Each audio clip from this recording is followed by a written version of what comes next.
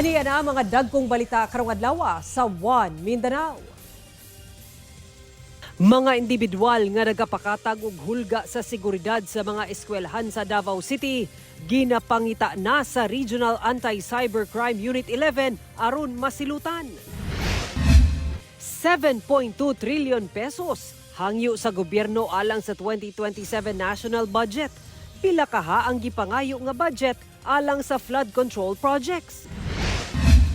61 anyos nga babae sa Cotabato City gikawata na, gidunggab patay pa. Babaeng sospek dakpan sa otoridad.